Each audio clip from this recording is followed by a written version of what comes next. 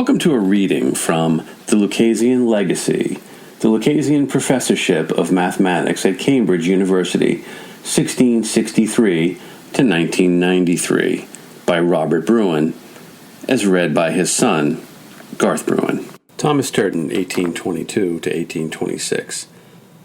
I look upon the discovery of anything which is true as a valuable acquisition to society, which cannot possibly hurt or obstruct the good effect of any other truth whatsoever, for they all partake of one common essence, and necessarily coincide with each other, and, like drops of rain which fall separately into the river, mix themselves at once with the stream and strengthen into general current. Thomas Middleton. Thomas Turton, 1780 to 1864, is better known in his role as the Bishop of Ely than as the ninth holder of the Lucasian chair, for he was far more interested in religion than mathematics. His publications include neither works on science nor mathematics, but he published several works concerning religious viewpoints in controversial areas. He was ordained as deacon at Norwich in 1813, and as a priest 6 months later.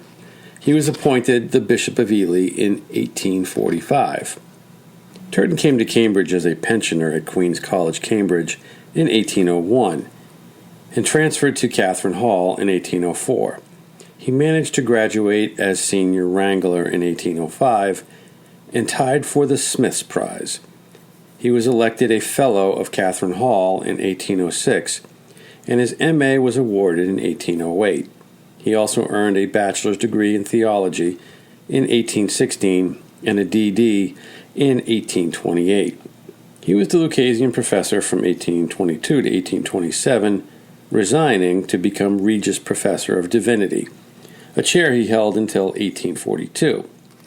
He held the office of Dean at Peterborough from 1830 to 1842, and was Dean of Westminster from 1842 to 1845. Turton was president of the University Philosophical Society during 1829.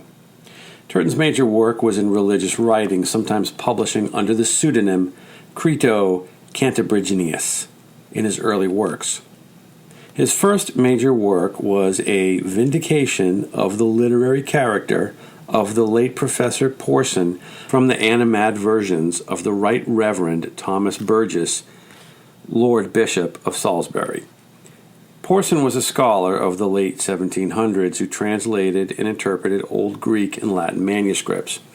After his death, Bishop Burgess attacked his work in print, and on several occasions, Turton felt that these attacks were unjustified and set out to prove this using a technical approach.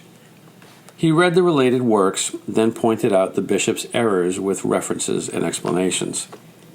The work is a 400-page detailed work on very old Latin and Greek manuscripts.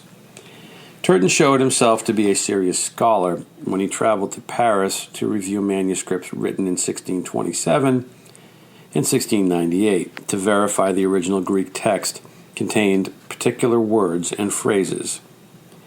The interpretation of these was critical to the argument. In his time, these documents were already about 200 years old. Furthermore, there were other manuscripts reported to be a full 1,000 years old. These men were serious religious scholars of their time. They looked carefully at whether or not certain parts of speech, such as an article or conjunction, was used consistently in order to verify authenticity.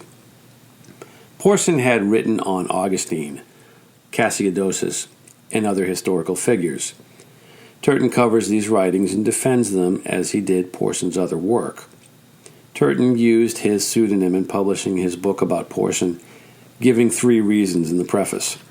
The first was the reasonable desire to avoid a public confrontation with an English bishop. The second was that since he had based his conclusions strictly on evidence and not interpretations of evidence, it did not matter who wrote the book. Lastly, since clearing the good name of Mr. Porson was the intention and it was achieved, it did not matter who accomplished it. Clearly the most important factor in deciding to use the pseudonym was the fear of the bishop's reprisals, which could mean the loss of a job or exclusion from a later position. The text of the English Bible, as now printed by the universities, was Turton's contribution to a controversy over the choice of which Bible was to be designated the official version.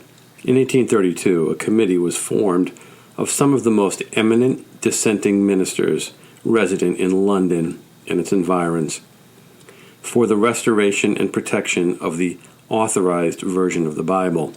A subcommittee published a report selecting a King James Bible printed in 1611.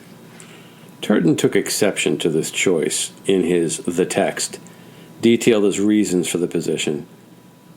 Demonstrating his familiarity with the Latin and Greek and Hebrew languages, he also showed his understanding of biblical history. His real objection to the use of the 1611 King James Version was that it italicized words inaccurately. He documented the mistake in great detail, listing the parts of speech involved, the words themselves, and the sentences expressed. He then compares the text with the original languages, pointing to the original use of italics, which was to highlight words that were implied in original languages but not actually used. The 1611 version, in Turton's view, used italics in arbitrary fashion. In this sense, the book is quite technical. There are naturally overtones of politics concerning the dissenting ministers, and Turton even offers his own view on the dissenters. The grand principle on which dissent is founded consists in the reflections of all human authority in matters of religion. With this statement and more criticism of the committee, Turton summarizes his belief that he has proven that the 1611 version is the wrong standard, and that the current version printed by the universities is proper. In another publication, Natural Theology Considered with reference to Lord Brougham's discourse on that subject, Turton uses his objections to Brougham's writings as a platform to expound his own system of natural theology.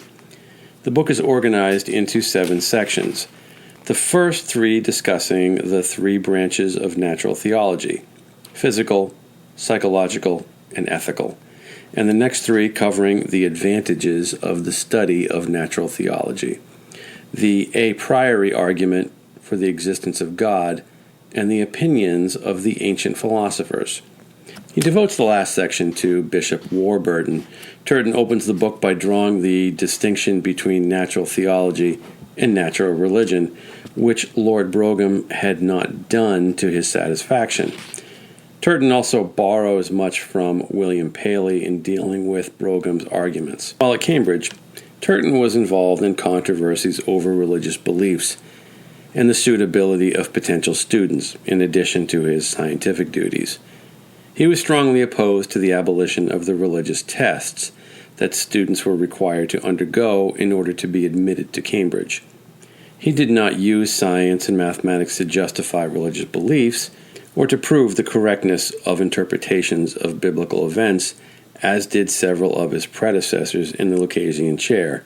He expressed his objections to the use of science in religious because it only made matters more difficult. Thank you for listening to this segment of The Lucasian Legacy, the Lucasian Professorship of Mathematics at Cambridge University by Robert Bruen.